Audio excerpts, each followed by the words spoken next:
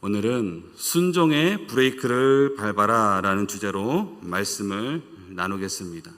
순종의 브레이크를 밟아라 했더니 주변에 있는 목사님들이 왜 이렇게 설교 주제가 자기적이에요? 뭐 이렇게 한마디씩 다 하더라고요. 그래서 이 말씀 주제를 가지고 말씀을 어떻게 전해야 될까 고민하며 기도하며 준비를 했습니다. 여러분, 요즘 우리 교회에 탁구붐에 이어서 자전거 동호회가 활발하게 진행되고 있는 거 아시죠? 자전거 동호회가 있어요.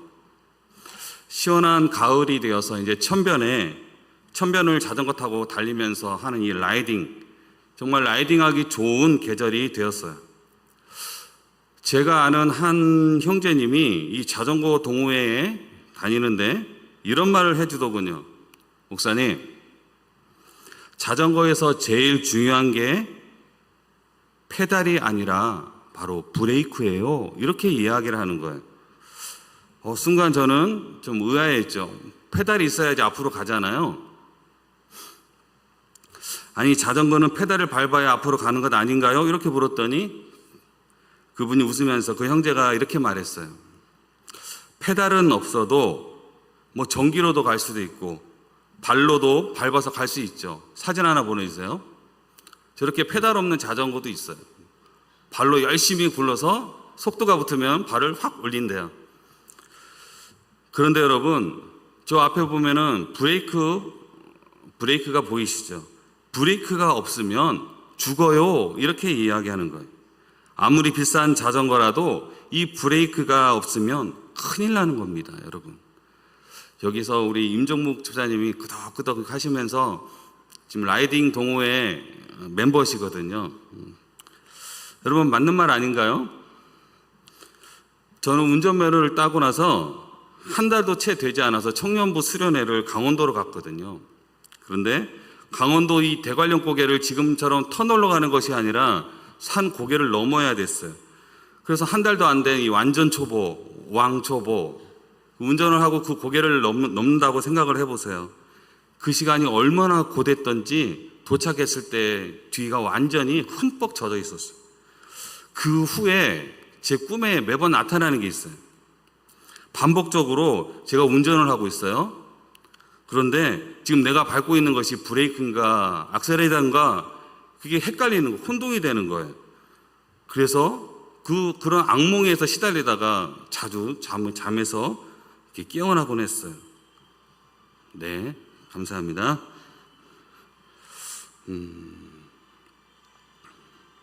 여러분, 초보 운전자가 두려워하는 이유가 뭘까요? 이 브레이크를 통해서 이 속도가 제어되지 않기 때문에 두려워하는 것 아닙니까? 그리고 큰 사고로 이어질 것에 대한 그 두려운 말이에요. 사진 하나 보여주세요. 지금 이 사고는 이 브레이크가 제대로 안 들어서 사고 난 그런 현장의 사진이에요. 여러분, 우리 인생에서 이렇게 열심히 달리는 것도 중요하지만 이 멈출 줄 아는 이 브레이크가 없다면 결국 우리는 두려움에 휩싸이게 돼요. 그리고 결국 사고로 이어지게 되는 것입니다. 이처럼 우리의 신앙도 그렇습니다. 하나님이 주시는 이 브레이크의 신호에 제때의 순종의 브레이크가 작동하지 않으면 어떻게 되겠습니까? 제때의 순종의 브레이크가 작동을 해야 하나님의 인도하심을 우리는 경험하며 살아가게 되는 것입니다. 오늘 말씀을 통해서 나의 순종의 브레이크는 과연 잘 작동되고 있는가 한번 점검해보는 은혜의 시간이 되기를 간절히 소망합니다. 여러분, 우리는 누구나 문제와 위기를 피해갈 수가 없어요. 가정에서 얼마나 많은 문제가 있어요. 또 회사에서, 또 교회에서, 개인의 삶에도 수많은 문제들이 우리에게 찾아오죠. 그럴 때 우리는 어떻습니까? 놀라게 되면, 위기가 찾아오게 되면 본능적으로 우리는 달리는 습성이 있어요. 그 속도를 더 달려요.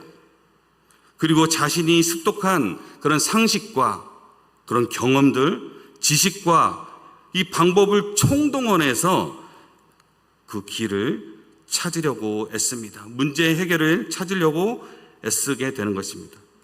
오늘 본문의 이삭도 그랬어요. 오늘 우리가 읽지는 않았지만 바로 앞장인 창세기 26장에 보면 흉년이 찾아왔다고 그랬어요. 아버지 아브라함 때처럼 똑같은 위기가 찾아온 것이죠. 물론 이때는 이삭이 태어나기 전 아내 사레와 조카 롯만 잘 건사하면 되는 그런 상황이었죠. 하지만 지금 오늘 본문의 이삭에게는 아내 리브가가 있었고 갓 태어난 쌍둥이 에서와 야곱이 있었다라는 것입니다. 무엇을 말하고 있습니까? 먹여 살려야 할 이 처자식이 있었다라는 거예요. 그런데 여러분 기근이 들었어요. 생명의 위기가 찾아온 것입니다. 여러분 같았으면 이런 상황 가운데서 어떻게 하시겠어요? 가족을 굶기시겠어요? 가족을 굶길 수 없으니 나일강이 흐르는 애굽으로 가는 게 상식적인 거 아닙니까? 이것은 잘못됐다라고 누구 하나 손가락질할 수 없는 그런 당연한 그런 상황이지요. 그러나 하나님은 말씀하십니다. 창세기 26장 2절 3절 말씀 우리 다 같이 한번 읽어볼까요? 시작. 여호와께서 이삭에게 나타나 이르시되 애굽으로 내려가지 말고 내가 내게 지시하는 땅에 거주하라. 이 땅에 거류하면 내가 너와 함께 있어 내게 복을 주고 내가 이 모든 땅을 너와 네 자손에게 주리라. 아멘. 여러분 이 말씀을 듣고 이삭은 어떻게 했습니까? 애굽으로 내려갔습니까? 안 내려갔습니까? 내려가지 않고 이 말씀 앞에 멈추었다고 했어요. 바로 순종한 것이죠. 그때 그의 신앙의 브레이크는 제대로 작동하고 있었다라는 거예요. 성도 여러분, 이삭에게는 지금 이 흉년은 내가 눈에 보이는 것을 의지할 것인가? 하나님의 말씀을 의지할 것인가? 이 시험의 자리였다라는 것입니다. 그래서 그는 흉년 가운데서도 이 순종의 브레이크를 밟음으로 이 위기 속에서 생명을 보존할 수 있었던 것입니다. 다시 말해서 하나님의 안전한 품속으로 들어갔던 것입니다. 하지만 창세기 27장에서는 완전히 다른 모습을 우리에게 보여주고 있다는 것이에요. 창세기 27장 1절 말씀에 보면은 이삭이 나이가 많아 눈이 어두워 잘 보지 못하더니 이렇게 시작합니다. 이삭이 나이가 많아 눈이 어두워지고 이제 자식에게 축복을 물려줄 때가 되었다는 것입니다. 그런데 하나님은 이미 이삭에게 말씀하셨어요. 뭐라고요? 25장 23절 말씀에 보면 여호와께서 그에게 이르시되 내 국민이 두 국민이 내 태중에 있구나. 두 민족이 내 복중에서 나누이리라. 이 족속이 저 족속보다 강하겠고 다 같이 읽겠습니다. 큰 자가 어린 자를 섬기리라 하셨더라. 큰 자가 작은 자를 섬기리라 이렇게 말씀하셨어요. 다시 말해 언약의 계승자는 야곱이었어요. 이삭도 이것을 알고 있었죠. 그런데 왜 에서를 축복하려고 했을까 하는 것입니다. 여기서 이 의문이 저는 생겼던 것입니다. 여러분 그 이유가 뭐라고 생각하십니까? 왜 이삭은 하나님이 말씀하셨는데도 불구하고 장자인 이 에서에게 축복을 하려고 했을까요? 그 이유는 장자 중심이라는 당시 시대적 상식, 이 시대적 상식 때문이었습니다. 고대 근동 사회에서는 장자는 단순히 가족 중에 첫째 그런 의미를 더 뛰어넘습니다. 가문의 권위와 유산, 신앙의 전통을 이어가는 핵심 인물이었다는 것입니다. 신명기 21장 17절 말씀에 보면 우리 다 같이 한번 읽어볼까요? 시작. 반드시 그 미움을 받은 자의 아들을 장자로 인정하여 자기의 소유에서 그에게는 두 몫을 줄 것이니 그는 자기의 기력의 시작이라 장자의 권리가 그에게 있음이니라. 여러분 장자는 두 배의 유산을 받았고 가문의 대표권을 가지고 있었고 또 제사권까지 가지고 있었죠. 저희 어머니도 외갓집에 굉장히 부자였다고 제가 들었어요. 그런데 저희 어머니 세대만 해도 어땠습니까? 집안에서 아무리 재산이 많아도, 아무리 자식이 많아도 장남에게 그 재산을 물려주었어요. 차남에게는 조금 물려주고 딸들에게는 1원 한 푼도 안 남겨주고. 여러분들 알고 계시죠? 그래서 저희 어머니가 마음에 한이 생겼다고 그래요. 어머니가 큰딸인데 왜 나에게는 한 푼도 안 물려주고 오빠들만 저렇게 땅을 이렇게 나눠주고. 굉장히 서운했던 그런 기억이 있습니다. 그런데 요 당시에도 바로 이 장자에게는 2배를 주라고 했어요. 여러분, 따라서 축복은 장자에게 주어지는 것이 사회의 절대적인 질서였고, 이 질서를 어기는 것은 가문의 명예를 흔드는 일이었던 것이에요. 그래서 이삭도 이 시대적 상식에 매여 있었던 것입니다. 하나님께서 특별히 말씀하셨음에도 불구하고 장자는 당연히 축복받아야 한다는 이 생각에서 벗어나지 못했던 것이에요. 세상 사람들은 장자에게 축복하는 것을 당연시하고 누구도 욕하지 않아요. 남들 다 그러는데 뭐 문제될 거 뭐 있어? 그런데 이러한 상식적인 선택이 말씀보다 앞서갈 때에 그것이 문제가 됩니다. 오늘도 우리 교회 안에서도 그런 일들이 이루어지고 있다는 사실을 아십니까? 그동안 교회 안에서 해왔던 수많은 예배, 교제, 행사, 우리가 익숙하고 당연시 해왔던 것들도 당연히 소중하지요. 소중하지만 우리가 새롭게 하나님의 일하신 가운데에 요구하시는 것을 해나감에 있어서 하나님의 말씀에 위배되는 것들이 아니라면, 주일날 목사님께서 말씀하신 것처럼 그럴 수도 있지라는 이 마음으로 받아들일 수 있는 우리 믿음의 파이가 커져가지고 상식보다 말씀을 우선시하는 그런 신앙이 되기를 간절히 소망합니다. 또한 이삭이 살던 이 당시 문화적 환경을 보면은 여러분 같으면 에서와 이삭, 이 두 사람 중에 이상적인 신랑감이 누구라고 생각하세요? 한번 말씀해 보세요. 여러분들이 이 당시에, 이삭 당시에 살아가고 있어요. 에서가 있고 이삭이 있는데 누구를 신랑감으로 지금 삼고 싶으세요? 한번 말씀해 보세요. 원장로님, 누구를, 딸 있으시죠? 젊은 에서? 네? 네. 에서죠? 여러분, 에서는 사냥꾼이었고, 그리고 힘과 용기의 상징이었어요. 고대 사회에서 여러분, 사냥은 단순한 취미가 아니에요. 생존과 안정을 보장하는 그런 능력의 상징이었던 거예요.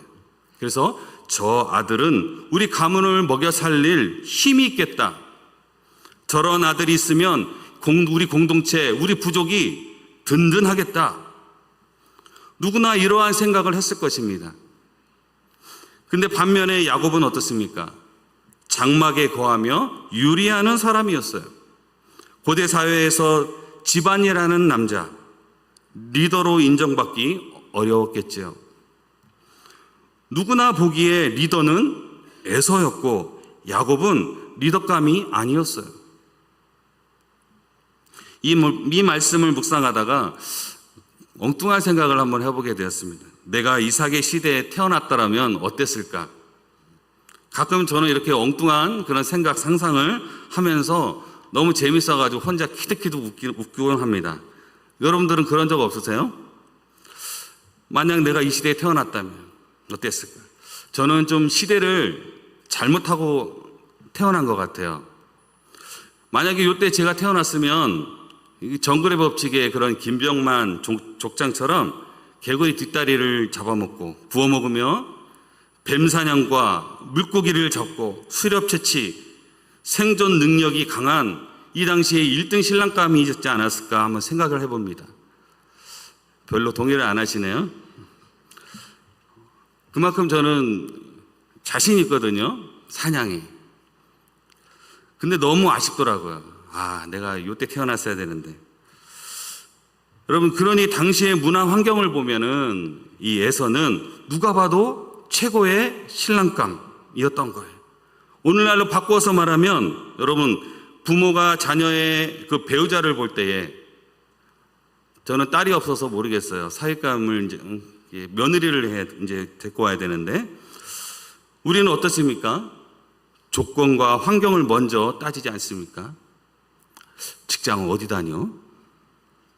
연봉이 얼마래? 연봉이 최소 억대 연봉은 돼야 되지 않냐? 집 있어? 집? 예쁘냐? 여러분, 이런 조건이 맞으면 자동으로 어떻습니까? 1등 신랑감, 1등 신부감, 이렇게 평가하지 않습니까? 세상적으로는 이해할 만한 그런 일이지만 믿음 없는 조건은 결국 축복을 막아버릴 수 있다는 것입니다. 분명히 믿음의 가정으로 살아가는 가정이고 말씀에 순종하겠다고 그렇게 수없이 결단하며 살아가는 가정인데도 불구하고 이 세상 문화의 가치관과 이 말씀이 충돌하는 지점이 발생할 때마다 너무나 쉽게 믿음 없는 그런 세상 사람들과 똑같이 판단하고 선택하고 살아가고 있다는 것입니다.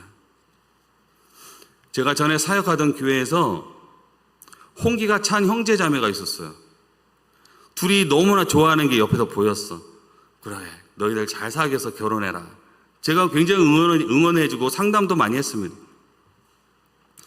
그런데 이 자매의 집에서 형제의 그런 집안 형편과 직업을 보고 반대를 하기 시작하는 거예요.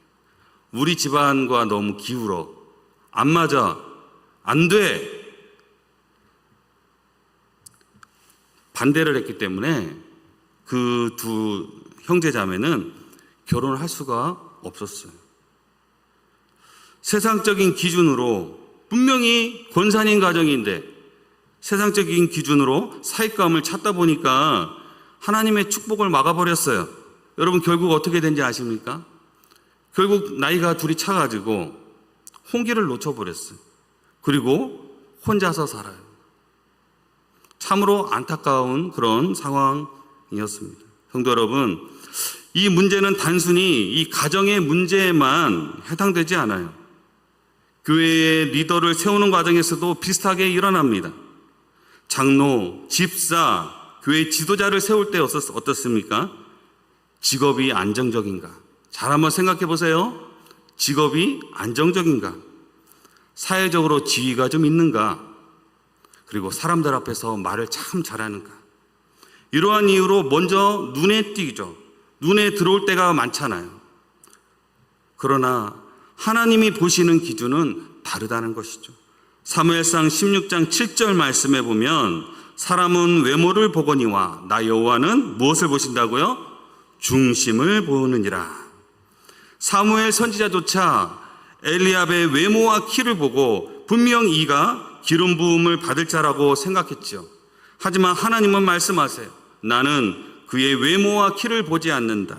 나를 사랑하고 경외하는가 그 중심을 본다. 오늘 말씀에서는 세상적으로는 완벽한 신랑감이요 리더감이었어요. 그러나 하나님은 믿음을 보셨고 야곱을 선택하셨다는 사실입니다. 오늘 우리도 마찬가지입니다. 자녀의 결혼 문제를 결정할 때에 조건보다 믿음을 먼저 봐야 하죠. 교회의 리더를 세울 때에도 능력보다 신앙을 먼저 봐야 합니다. 하나님은 외형보다 마음의 중심을 보시기 때문입니다. 성도 여러분, 이삭이 에서를 축복하려 했던 것은 말씀보다 그 시대의 문화와 환경, 논리에 갇혀 있었기 때문이에요. 그리고 오늘 우리도 여전히 똑같은 유혹을 받고 있다는 사실입니다. 가정에서는 환경과 조건을, 교회에서는 능력과 지위를 하나님의 말씀보다 앞세우는 이런 실수를 반복하고 있다는 것입니다. 그리고 이삭이 에서에게 축복하려고 한 것은 마지막으로 그의 감정 때문이었어요. 저는 5남매 중에 제가 몇째라고요? 이제 여러분들 아시죠? 제 위로 아들이 셋이 있고 제가 넷째입니다. 넷째 아들인데 가끔 어머니께 이렇게 투정 부린 적이 있어요. 엄마, 왜 형만 예뻐해요? 엄마, 왜 여동생만 예뻐해? 왜 여동생만 챙겨요? 중간에 끼어 있으니까 이도저도 아닌 것이죠. 막내는 막내라고 사랑받고 장남은 장남이라고 사랑받고 그러다 보니까 어렸을 때 사진이 별로 없어요. 제가 장남과 막내만 돌사진을 찍어줬더라고요. 저는 그게 마음에 그렇게 많이 남더라고요. 서운해서. 그래서 저는 그 어머니께 그렇게 물었을 때 어머니가 저에게 하시는 말씀이 있어요. 항상 똑같은 말씀 하시죠. 뭐라고 얘기하셨냐? 아들, 손가락 대봐. 이 5손가락 있지? 딱 깨물어봐. 안 아픈 손가락 있어? 깨물어 보거든요. 아프네. 나는 다 너희를 똑같이 이렇게 사랑한단다. 저는 이 말이 맞는 줄 알았어요. 그런데 살다 보니 여러분 어때요? 더 아픈 손가락이 있더라고요. 물론 부모가 자식을 다 사랑하지요. 물론 다 사랑합니다. 이것은 부인할 수가 없는 사실이에요. 그런데 여러 가지 사정으로 더 신경이 쓰이고 더 애착이 가는 자식이 있다라는 거예요. 각 가정마다 아픈 손가락이 있고 애착이 더 가는 자녀가 있어요. 우리 마음이 늘 공평할 수만은 없다는 것을 알게 됩니다. 여러분, 이삭도 마찬가지였어요. 창세기 25장 28절 말씀에 다 같이 한번 읽어볼까요? 없나요? 예, 제가 읽어드리겠습니다. 이삭은 에서가 사냥한 고기를 좋아하므로 그를 사랑했다라고 기록하고 있습니다. 이 말은 단순히 그의 입맛의 문제가 아니에요. 이삭의 마음이, 그의 감정이 이미 에서에게 기울어져 있었다라고 말하고 있어요. 여러분, 그 결과 어떻습니까? 이 중요한 축복을 해줘야 되는 그 순간, 믿음의 중요한 선택의 순간에 그는 말씀보다 자신의 취향과 감정, 생각에 따라서 움직였다라는 거예요. 오늘 본문 창세기 27장 1절을 보면은 어떻습니까? 이삭이 나이가 많아 눈이 어두워 잘 보지 못하더니 라고 했지요. 여기서 성경이 강조하고 있는 것은 단순히 노안이 와서 잘 안 보였다 이런 뜻이 아니에요. 그의 육신의 눈은 흐려졌지만 더 큰 문제는 영적인 눈까지 어두워져 있었다는 것을 말하고 있는 것입니다. 여러분, 왜 그렇습니까? 하나님은 이미 분명히 그에게 말씀하셨어요. 큰 자가 어린 자를 섬기리라. 축복은 에서가 아니라 야곱에게 가야 했어요.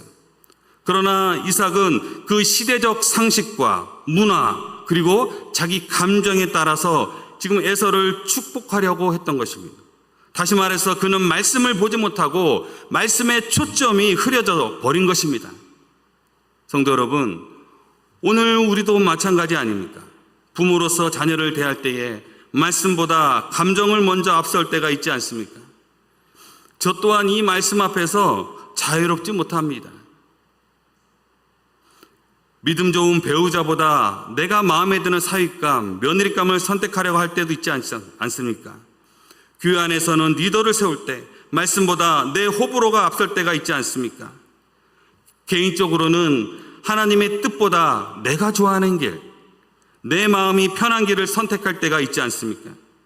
그때 우리의 눈은 밝은 것 같지만 사실은 이미 영적으로 어두워져 있는 것입니다. 그래서 성경에서 말하는 눈이 어두워졌다는 것은 곧 오늘 말씀의 주제와 같이 신앙의 브레이크가 고장난 그 상태를 보여주고 있는 것입니다. 제가 어릴 적에 겨울만 되면 하는 스포츠가 있어요. 신문지하고 대나무를 가지고 아주 큰 가오리연을 만듭니다. 여러분 연날리기 해보셨죠? 얼레줄을 다 풀어가지고 연을 하늘 높이 나릅니다. 콩알 마를 때까지 멀리 날려요. 그런데 걱정하면서 날리는 사람이 있습니까? 걱정할 필요가 없어요. 왜요? 줄이 연결되어 있으니까 언제든지 내가 당기면 나에게 돌아오잖아요. 그래서 아주 멀리 날리곤 했습니다.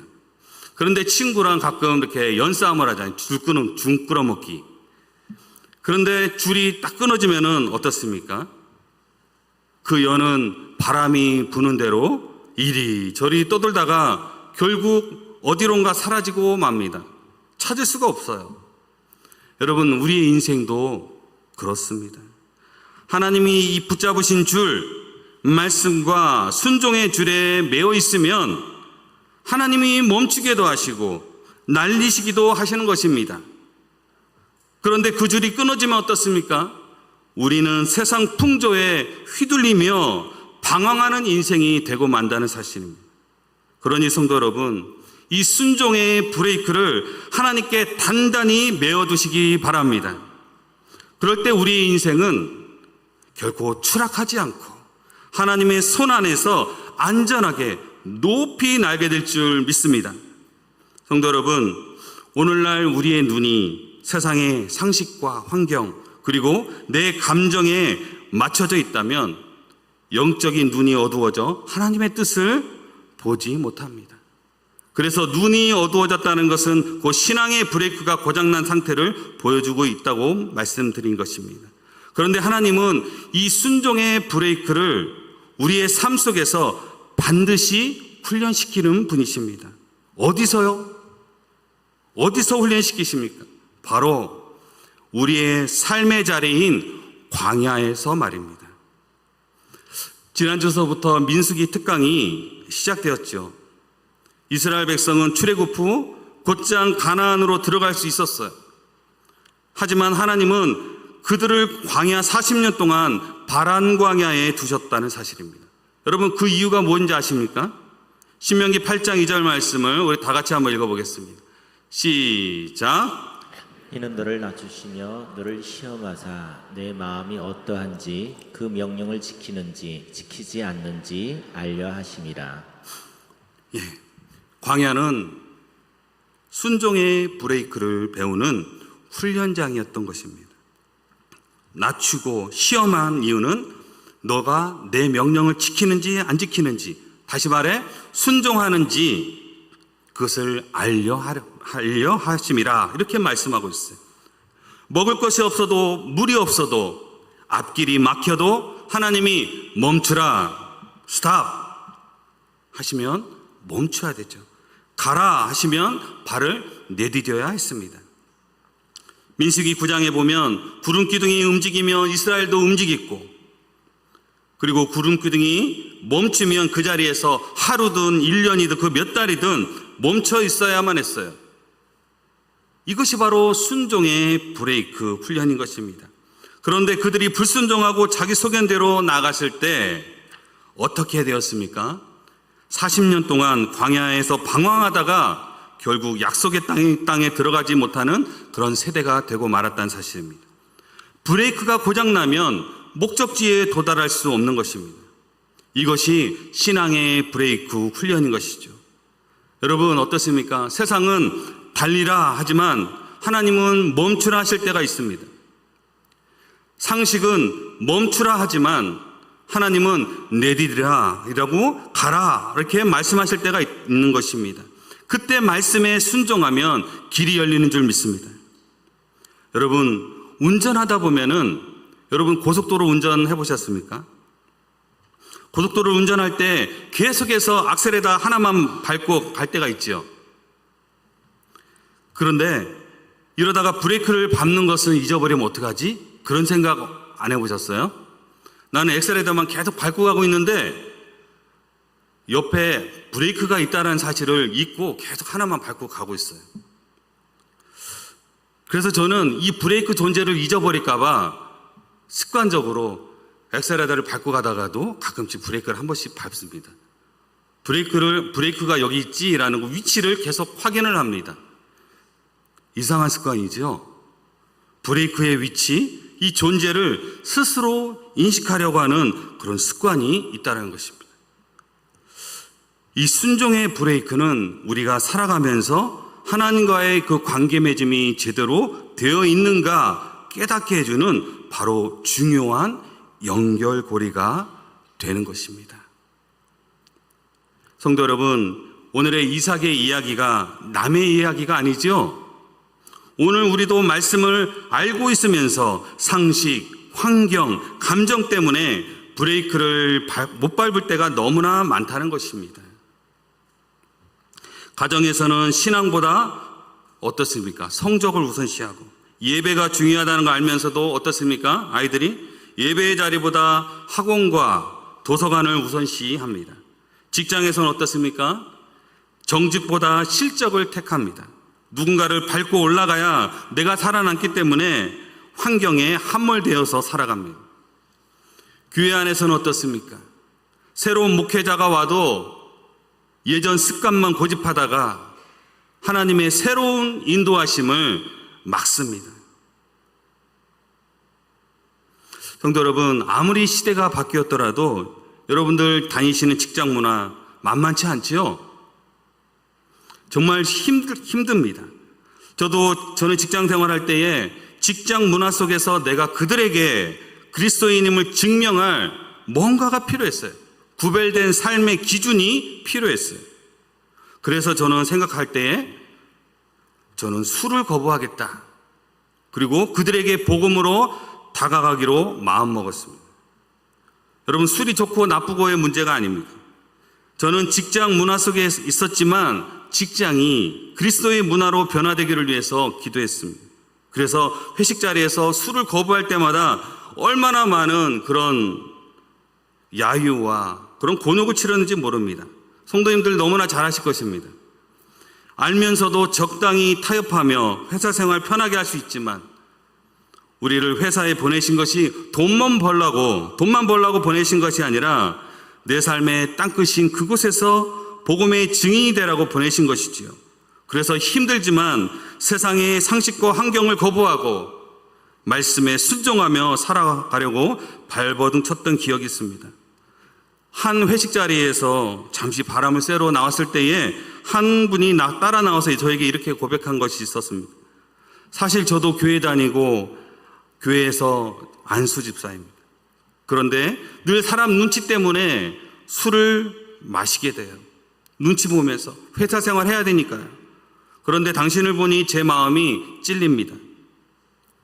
그때 저는 깨달은 것이 있어요. 순종의 브레이크를 밟는 것이 때로는 손해같고 무한당하는 것 같아도 하나님은 반드시 그 순종을 사용하신다는 사실을 말입니다. 성도 여러분, 오늘 이 시간 우리의 삶을 다시 한번 점검하기를 원합니다. 나의 인생에 순종의 브레이크는 정상 작동되고 있는가? 내 가정은, 우리 교회는 이 순종의 브레이크가 제대로 작동되고 있는가? 말씀 앞에 멈추는 것, 그것이 순종입니다. 순종의 브레이크를 밟을 때에 하나님은 우리의 인생을 가장 안전한 길로 인도해 주시는 줄 믿습니다. 오늘 다시 한번 결단하기를 소망합니다. 하나님의 말씀을 내 삶의 절대 기준으로 삼겠습니다. 아무리 좋아 보여도 하나님이 아니다 하시면 멈추겠습니다. 아무리 힘들고 두렵지만 하나님이 가라 하시면 믿음으로 걸어가겠습니다. 성도 여러분, 순종의 브레이크를 밟으십시오. 그럴 때 우리 인생은 사고가 아니라 하나님의 축복과 승리를 경험하게 될 줄 믿습니다. 여러분, 처음에 말씀드렸던 자전거 기억나시죠? 자전거 이야기. 페달이 없어도 굴리면 앞으로 나아가지만 브레이크가 없으면 죽는다는 이야기예요. 우리 인생의 신앙도 그런 것입니다. 말씀이라는 브레이크가 없다면 아무리 달려도 결국 큰 사고가 나고 맙니다. 그러나 말씀의 브레이크, 이 순종의 브레이크가 단단히 작동하면 우리는 흔들리지 않고 하나님의 손 안에서 안전하고 복된 여정을 달릴 수가 있습니다. 성도 여러분, 오늘도 우리의 인생의 자전거에 순종의 브레이크가 확실히 달려 있기를, 그래서 주님이 원하시는 방향으로 주님이 원하시는 속도로 안전하고 복되게 달려가시는 은혜의 삶이 되기를 주님의 이름으로 간절히 축원합니다.